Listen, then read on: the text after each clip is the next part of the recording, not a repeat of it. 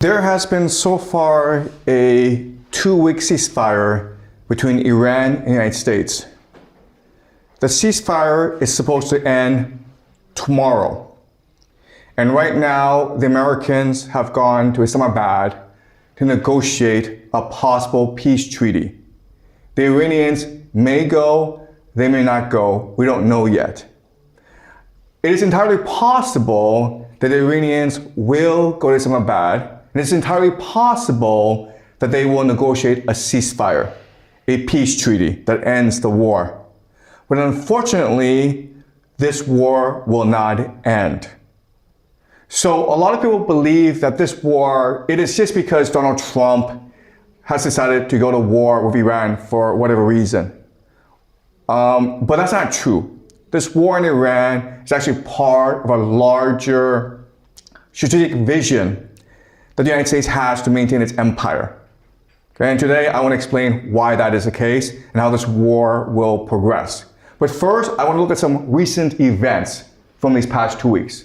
One of the big news these past 2 weeks is that there are a lot of oil refineries that are afire. Okay, they've been alight.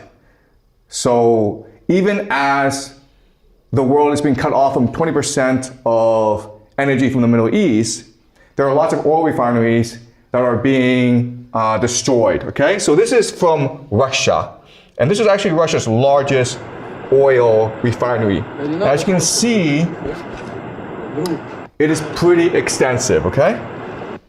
But this is not Russia. It is actually a lot of places. So this is Myanmar, and these are 10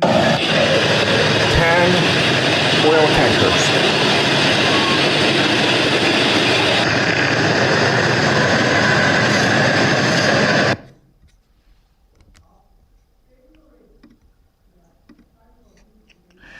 So there are a lot of oil refineries that are being destroyed right now. We don't know why this is happening, but there's a lot. Okay, there's already been over 50 oil refineries that have been on fire these past 45 days. Another thing that's been happening is that even though there's a ceasefire in effect, the Americans have imposed a blockade on Iran.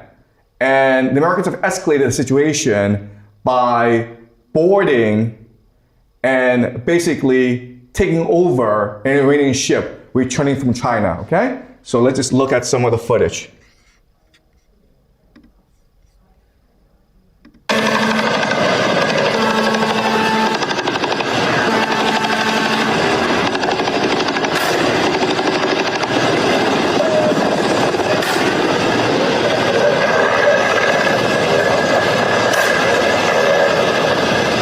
So what happened was that the Iranian ship was returning from China, and the Americans suspected that the ship had important fuel and components for ballistic missiles.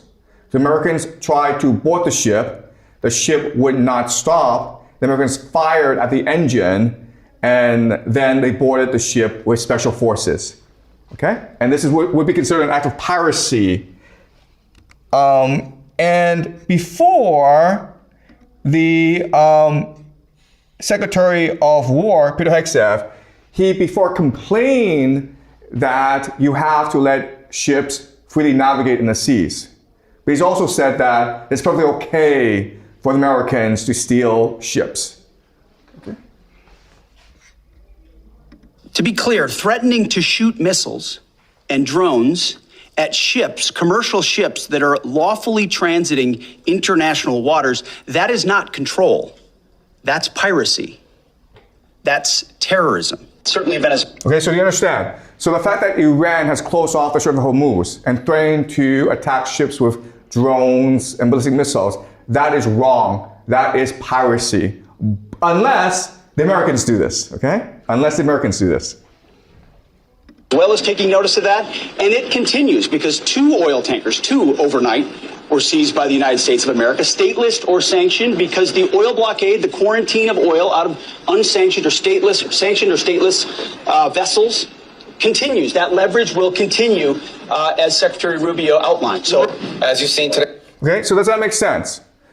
it is wrong for the world to be pirates and to seize ships. But it's okay for the United States to do this because the United States is the one that sets the rules for the world. Duh! Okay. So, this war is not going well for the United States. This is Rick Scott, and he's a senator from Florida. And he explains that it doesn't really matter if the war is not going well for the United States because what's happening is that we're hurting China. And that's what's important. How do you feel like the war in Iran, which is sort of in a ceasefire right now, how do you feel like this is going? Should the U.S. wrap this up, get out of there now, or do you think there's more to do there? I appreciate that Trump's trying to get rid of the nuclear weapons. I don't want to die by a nuclear weapon from Iran. They wanted to kill us. I mean, this appeasement of bullies, I don't know if in your life if that's worked for you guys. It's never worked for me. And so they wanted to kill us. So they're getting close to be in a position to kill us. And they basically have been killing Americans. So I think what Trump did is the right thing.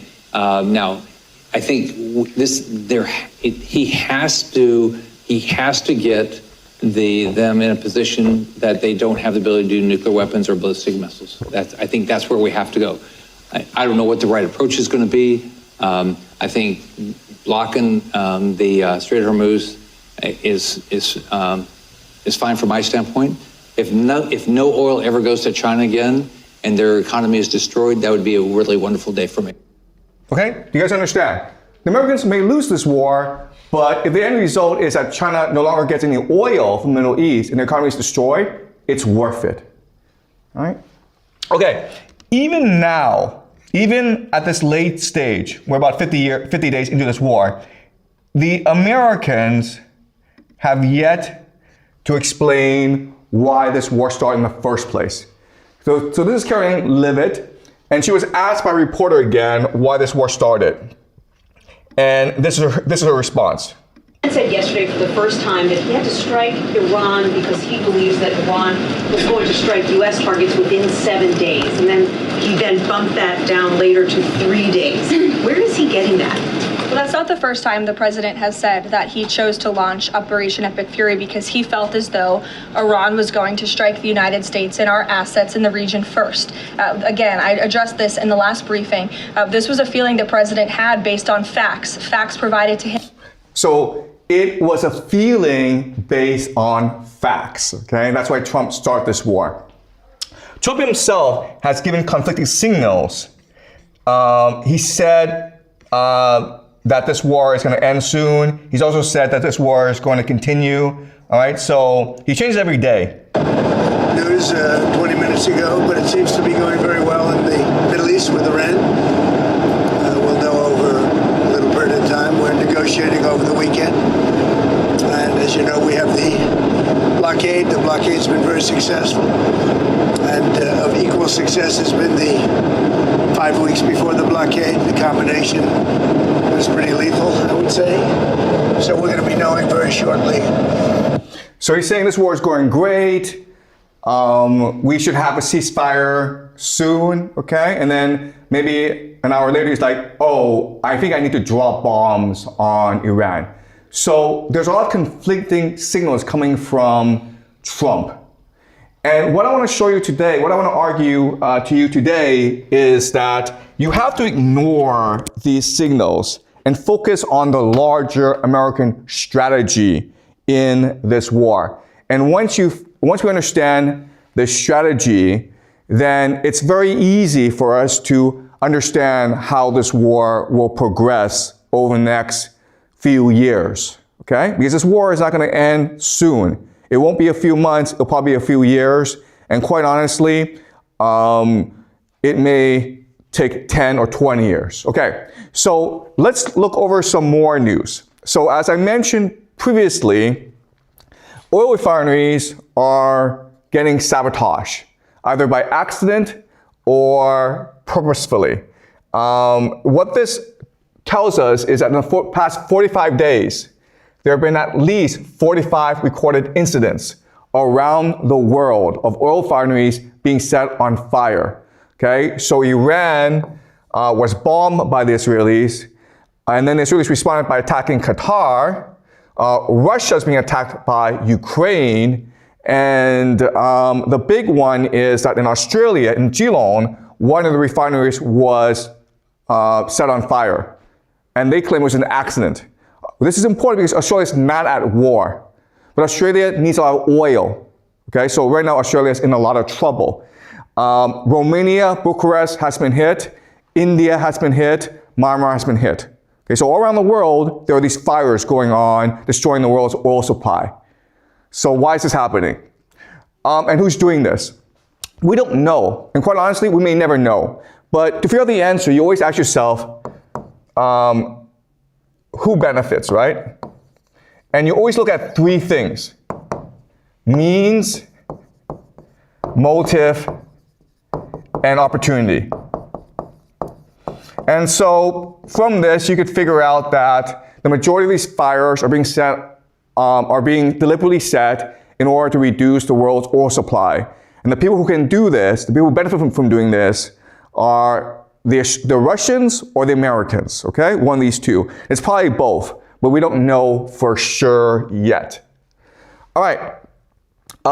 This war, as we discussed previously, is already having a tremendous impact on the world's economy. So sulfur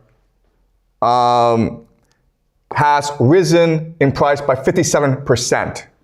Sulfur is important for the manufacture of both fertilizers as well as for microchips. Okay? Jet fuel has gone by 52%. So next time you're flying to the United States, it's going to be a much more expensive ticket.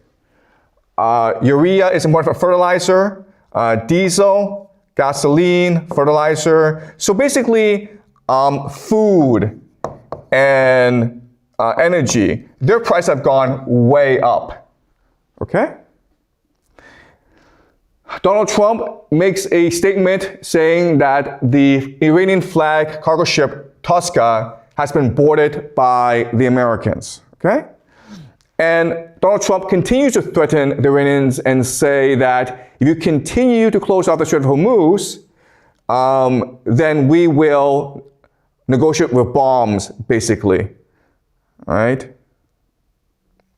No more Mr. Nice Guy. And quite honestly, what he's also saying is, we don't really care because we don't need that oil from the Middle East. Also, we can sell our oil to the world, okay? The United States loses nothing.